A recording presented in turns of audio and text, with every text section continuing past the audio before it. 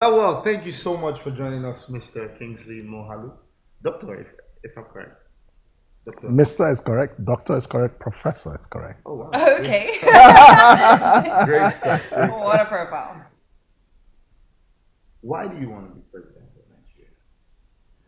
Well, a number of reasons, but the most important thing is just the poverty level in a country like this that has so much potential to be one of the big emerging market giants of the world, like Brazil or Indonesia, And then instead, now we are the poverty capital of the world, with 87 million people living in extreme poverty, more than India, which has a population 7 times that of Nigeria. They are 1.3 billion people, we are 200 million people. And we have more people in Nigeria living in extreme poverty than in India. That just breaks my heart and it just makes me mad. I just can't stand it. I'm tired of sitting on the fence. I'm tired of living a good life for myself while there's so much poverty around me. I'm tired of,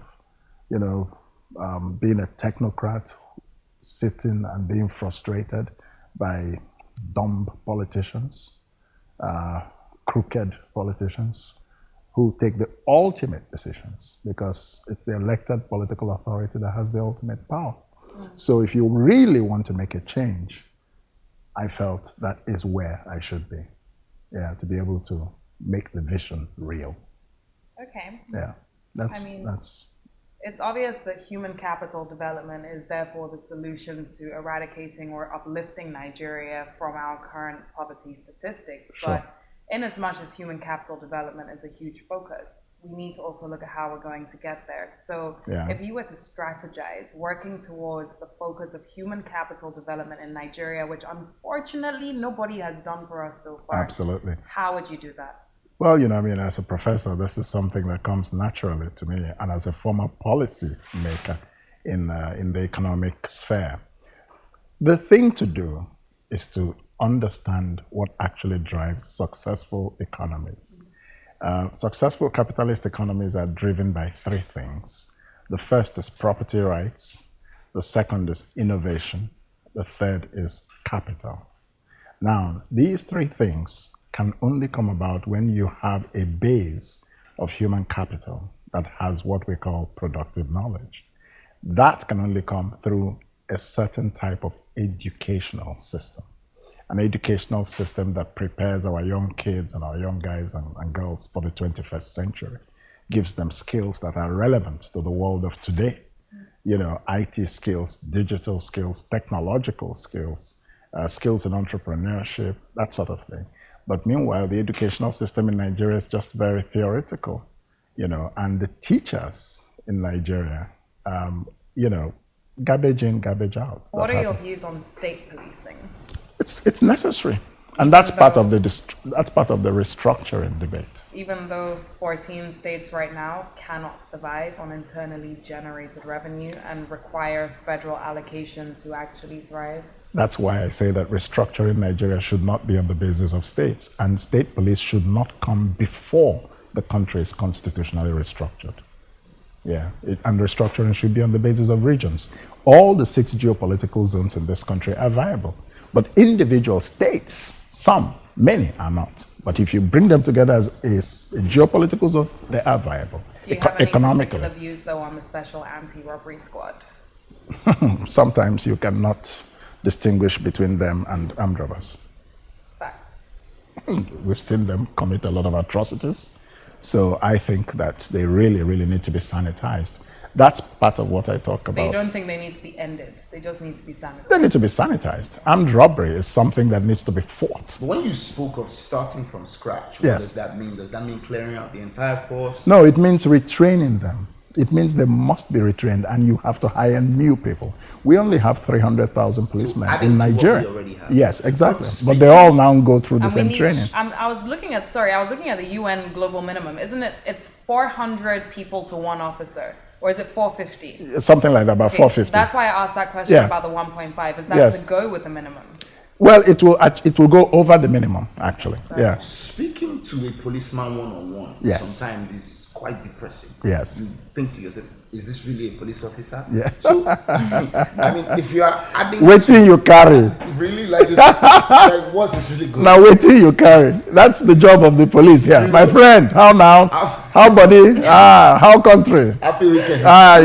Your brother there. I beg, greet us now. So when you speak of adding to the police force, yeah, that means that the people that exist now, that are unqualified and, barely educated, will stay in the force.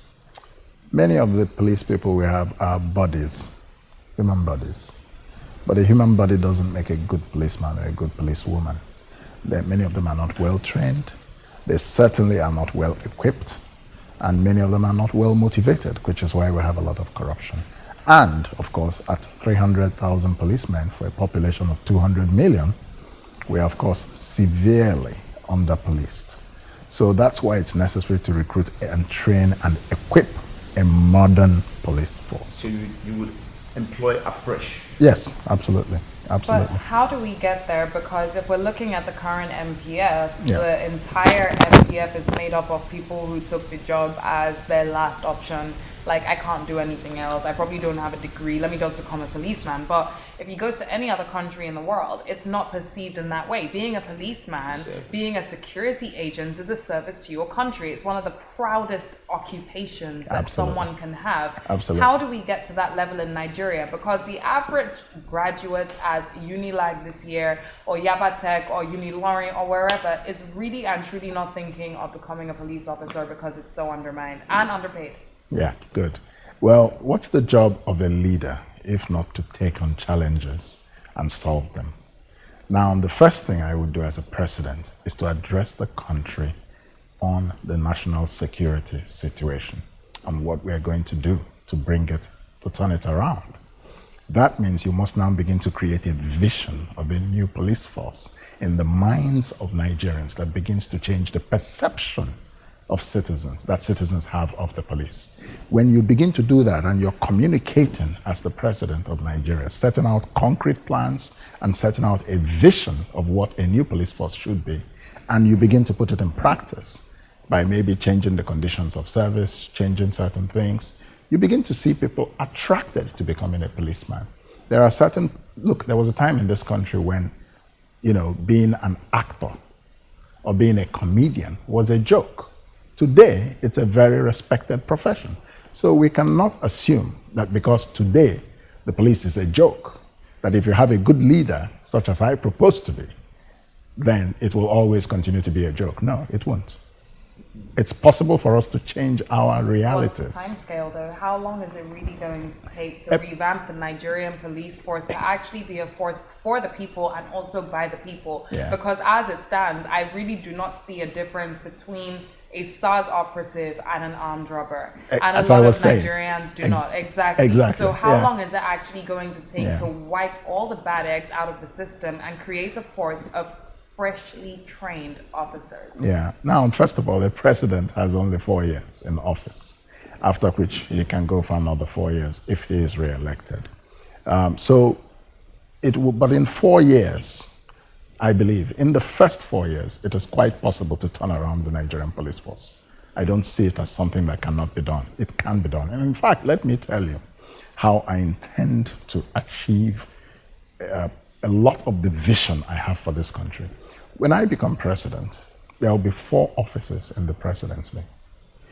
The first one, that will be critical. There will be other offices, but these 4 units will be very critical to achieving plans and making visions into reality. The first office is the Office of National Strategy. The second is the National Office of Risk Management. The third will be the Office of Performance Management. And the fourth will be the Office of Human Capital Development. These 4 offices will form the cornerstone of my presidency. The National Strategy Office will design the broad sweep, the milestones, the broad vision, the goals. The Performance Management Office will check on every government department as to how they are performing on the benchmarks that the strategy has set, which are their responsibility. You see what I'm saying? And if any part of the government is not meeting its responsibilities or its performance benchmarks, there will be accountability. Heads will roll. Now, the Office of Risk Management will help me as the president manage the risks that prevent governments from delivering on good governance. Many of those risks abound in Nigeria today. It could be political risk, they could be operational risks, they could be corruption risks. You see what I'm saying? So these risks can be managed, they can be mitigated. And the Office of Human Capital Development will help develop a public service that is skilled, knowledge-based public service. So these are modern 21st century approaches to governance that I'm going to bring in as president of Nigeria. They did not exist before. How do you ensure, or how do you select people to occupy these offices and ensure that they run these offices with competence and transparency? Because, I mean, what we see in government, I know. They set up a committee, they set up a committee, exactly. Another committee. Yeah, but that's this. What I'm telling you is a very different idea from setting up committees upon committees, or committees to review the work of previous committees. That's a joke. That's a time-wasting circus that incompetent politicians engage in Nigeria. What I'm proposing to you is a structure and substance in management, and I will people these offices with professionals. There will not be any politician within a 100-mile radius of these 4 offices, I'm telling you. There will be a place for politicians, but not these 4 offices. Where is the place for politicians? Oh, the place for politicians is in political appointments, like there will be ministers who may have political gravitas. There may be special advisors who may have political gravitas. There are places in government where you would see political people. And when I say politicians, there are a lot of people who are going into politics now who are technocratically competent people.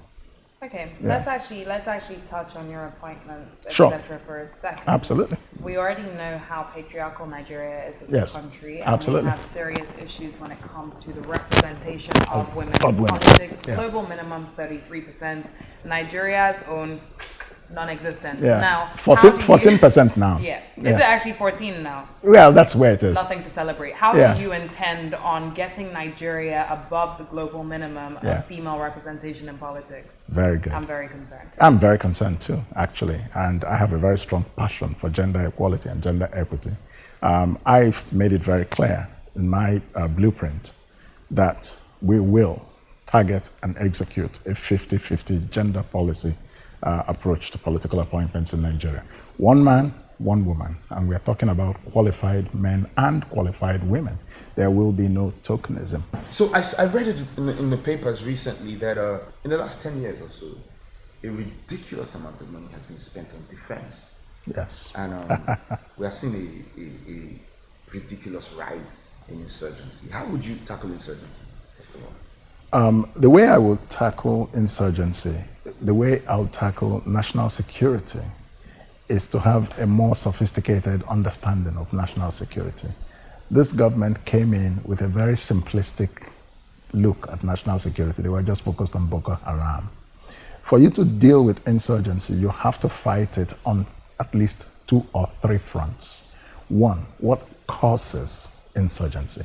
Is it a question of unemployment? Is it a question of lack of education or an opportunity for young people, and therefore they're drifting? Is it exposure to radical indoctrination? And then you have to combat insurgency militarily and with intelligence. So it's a holistic approach. Deal with the root cause, economic opportunity. That's what I believe. It's very important. 2, education. Educate people so that they don't fall prey to indoctrinations by violent people. 3, you must confront it militarily, effectively. 4, you must confront it with intelligence, using the community system and so on. That's how to fight insurgency everywhere in the world. And you're kind of using it in different degrees. Now, other aspects of national security I would look at in this way. You have to have a professional national security team that's composed based on professionalism, not parochialism. The current national security leadership in Nigeria is extremely parochial. It's not necessarily chosen because of professional reasons. And that's a problem because it undermines trust throughout the whole country, if you see what I'm trying to say. Then you have to have the political will to deal with national security challenges, including insurgency. including the herdsmen, including kidnappings, including all sorts of crimes. Now, when I talk about sophisticated definitions of national security, do you know that the fact that the population is rising in this country, unemployment is rising in this country, poverty is rising in this country, is a national security concern waiting to explode? But I don't know that anybody is analyzing that. I have a greater problem, though, when it comes to insurgency that we face, because I think one thing that's often ignored is the fact that Nigeria has no central database collection for its people. Yes. 200 people can die anywhere in Nigeria right now.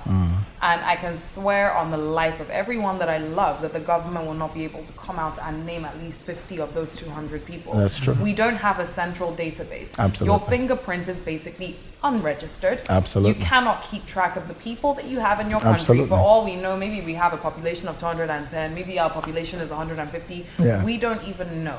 Yeah, absolutely. How important is it for Nigeria to start building a central database from now? And what are the steps that we need to see from now? And I'm not talking as if I'm talking from the start of the 2019 elections and the newly elected president. Yeah. What steps do we need to see from today, this Absolutely. night, 10 p.m., whenever? Well, you will not see those steps because those who are in charge of governing you are busy trying to get elected. So let's accept the reality that nothing is going to change unless and until a new government comes into place that is competent in 2019. So you can entertain yourself by talking about now, but you look at the government, what are they doing? People are defecting from one party to the other. They're not talking about your national identity. Okay, but even with a new government So coming in what should you do? Good. How long does it take to create Good. a database? It shouldn't take very long. This is a process that can take a year at the maximum if it's done very well. And there are many ways to go about it. There are people who are experts in these kinds of things, you know. You bring them in, empower them, set up the system, and judge performance. There are many, and you explain to everybody in Nigeria why we need to have this database. People still do not understand why we need such a database. And so they may attribute other motives to it when you start it without properly educating the public as to why that we must have evidence-based policy making in Nigeria. How do we get you schools? How do we get you hospitals? How do we plan for your education? How do we plan for jobs if we don't know our numbers and have a record of everyone? You must educate people on these things first of all. But this government and Nigerian governments in general do not educate Nigerians. They don't dialogue with Nigerians. There is no exchange of knowledge or views or, you know, it's just a detached system where the politicians are just functioning for their own benefit and the citizens are left on their merry, own. And that's just terrible. Now, talking about national security, you must also talk about the borders of this country. Very porous. Nigeria's borders are so totally porous. People just walk into Nigeria. I don't want to sound like a certain guy in America, but we might have to build a wall. Nigeria's borders need to be secured from Benin Republic, from Cameroon, from Chad, from Niger Republic. People just walk into Nigeria, and then some people will tell me, oh, ECOWAS protocol on the free movement of persons. Does that building a wall mean Nigeria having to pull themselves out of ECOWAS? No, it doesn't. But pulling yourself out of it, being in ECOWAS doesn't stop you from building a wall on your border. You are still a sovereign country. The treaty on the free movement of persons means that you can come into a West African country legitimately. If you're a national security threat, you can't come in. ECOWAS or no ECOWAS. Let's be clear. Okay. What do you make of our lawmakers and the excessive benefits and perks? Our lawmakers of being a legislator in Nigeria. Our lawmakers are very, very comfortable, and they're not productive at the level of their comfort. I think we can rectify the situation. The National Assembly is an independent organ of government. The best way to deal with the National Assembly in this country is for the people to be politically educated, to know and hold their National Assembly representatives accountable to them. And if people feel that National Assemblies are just busy creaming off a lot of money for themselves and doing nothing, they should recall them. There is a provision for recall in the Constitution. Has it been actively, aggressively used across the board? You go to the National Assembly, you see some of them sleeping on national television. Have their constituents said, this guy is useless, he should come home? I think a lot of people don't even know about that. Yeah. That's the thing. That's why I talked about political education being so necessary in this country.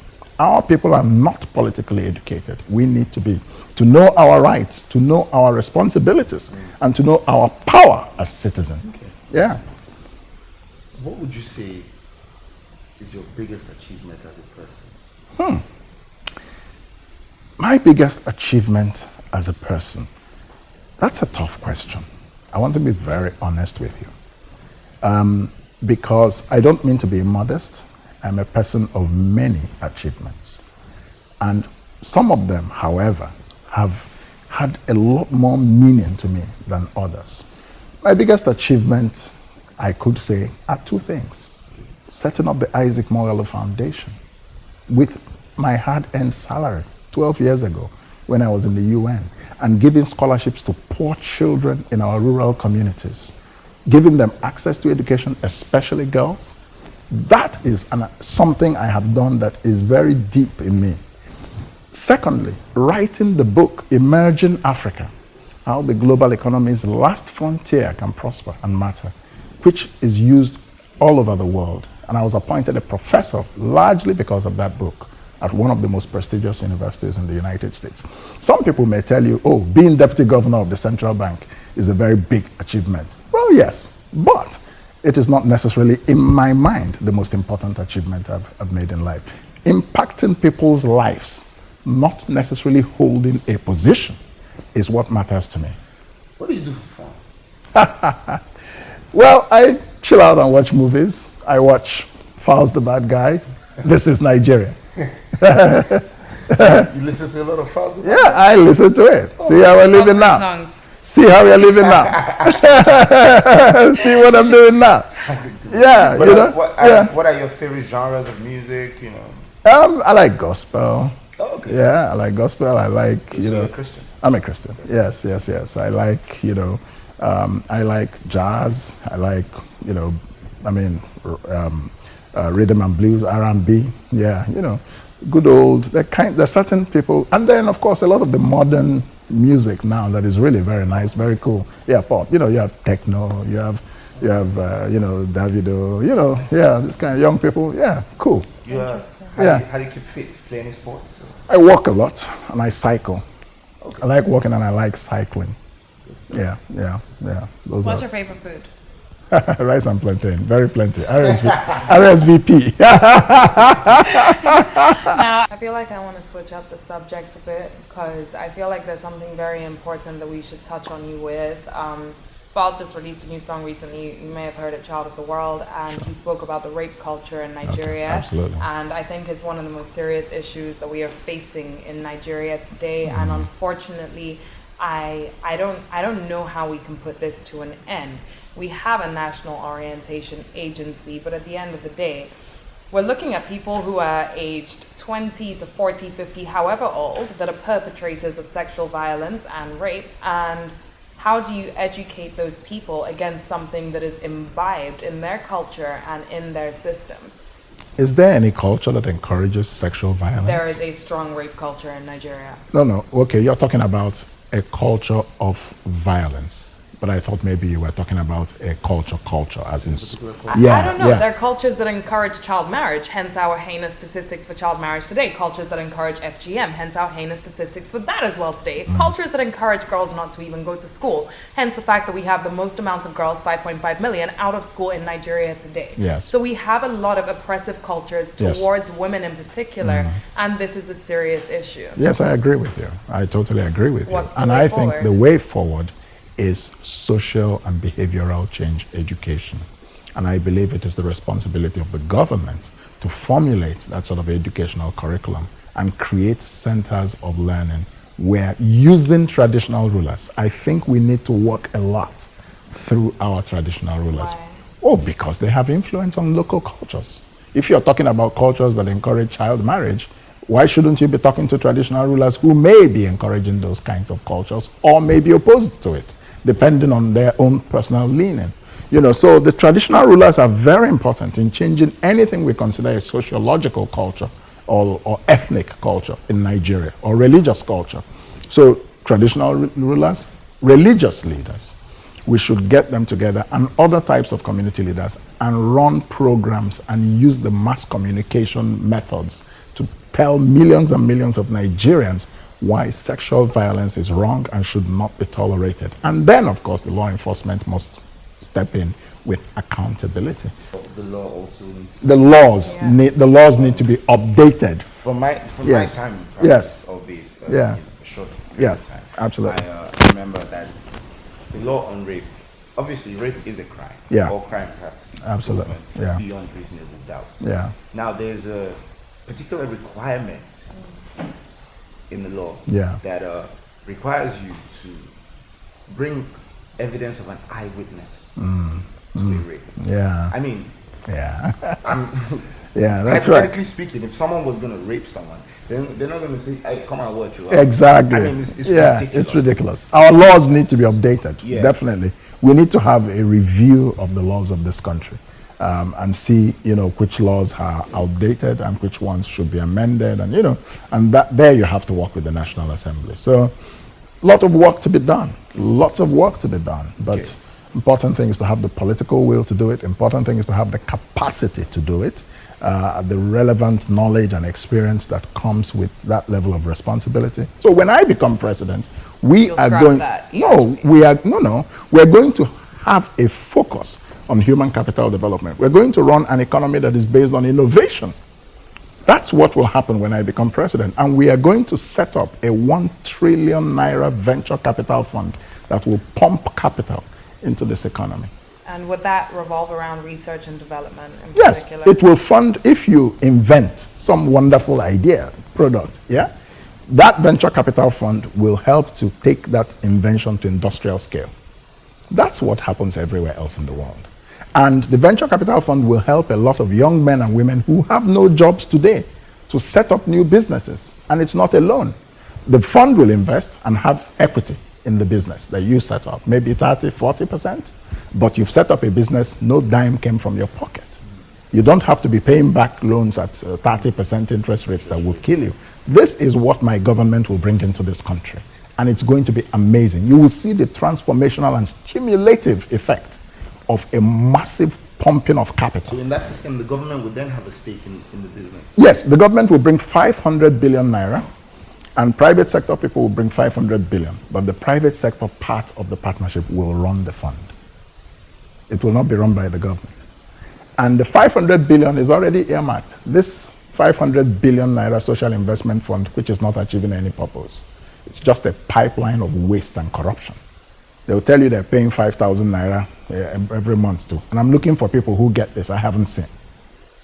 There are all sorts of allegations of corruption there, We will abolish that whole nonsense and turn it into an economically productive investment.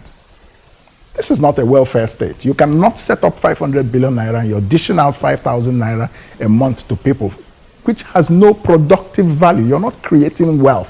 You're just creating a culture of dependency. Do you see the difference between the way I think and the way this government thinks? What would you say is one of your biggest regrets in life? Oh, wow. One of my biggest regrets in life is that I do not speak French. Do we have that in common? Je parle français, mais je pense que je ne parle pas français. Ton français est plus bien de mon français. Je ne sais pas si... Pas vraiment. Je parle un peu, mais il n'est pas couramment. Donc tu ne comprends pas le français maintenant? Oui. Je comprends, je parle un peu. Je parle un petit peu, mais, il n'est pas... très bien. Très bien. You drive a Bentley? No. No, I can't afford one. No, I drive a Honda Civic and a Jeep. Just There's two a cars. way that we can use to take some of that. Oh, that's okay. That's okay. I'm open. You can come and check me out. What's your favorite country that you've been to? Oh, favorite country. I have lived in many countries. I particularly I lived in Cambodia, I lived in Croatia, I lived in New York, I lived in Tanzania, and I lived in Switzerland during my career in the UN. And of course, I visited almost 100 other countries. I liked living in Tanzania, and I like Nairobi, Kenya. As president of Nigeria, education is going to be one of my top 3 priorities. We're going to reform the education system. There are 4 specific steps I will take as president to reform the education system. Step number 1, teacher training. We will have to retrain all the teachers in this country and get them recertified to be fit for purpose, to teach and bring out children who are fit and equipped for the 21st century workplace. Number 1. Number 2, we're going to undertake curriculum reform. We're going to move the curriculum away from all these theories, more towards practical things, vocational skills, technology, entrepreneurship. Number 3, we will change the way our students learn. We cram notes and regurgitate them in exams. We will begin to teach our children to think originally, do more research papers, original research. As a professor in the States, in the US, my 100% is divided as follows. 60% for your research paper, original research paper, 20% for class discussion and engagement between you and your fellow students and the professor, 20% for class attendance. So if you miss any of these things, there's a holistic way the whole thing is packaged. You will not get your full marks. But you can miss class and be a truant for a long time. Just come in, cram the notes, or sort out yourself, as they say in the universities, and get the exams and pass.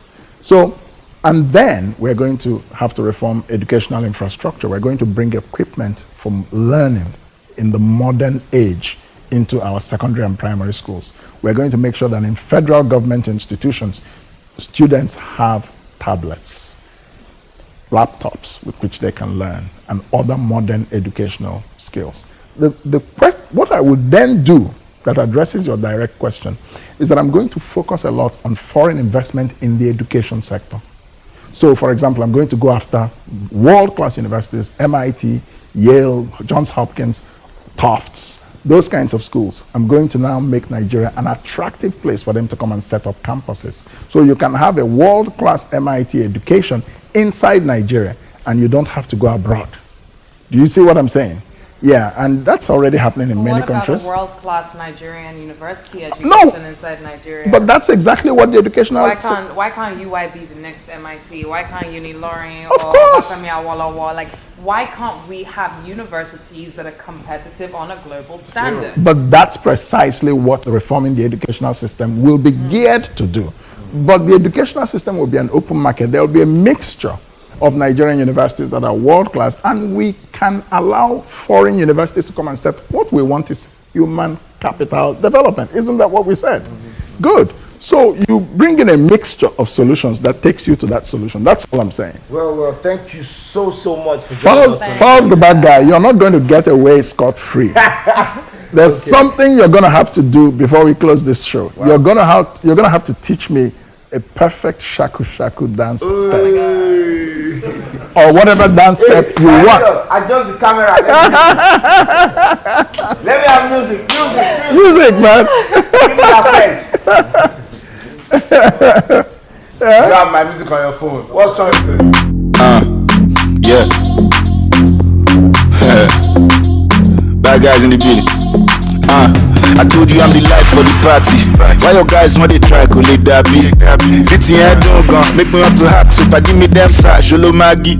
Mommy see I no be legal spender. I got a shitload of that legal tender. I'm thinking how we met is not coincidental. I can make your life just a little better.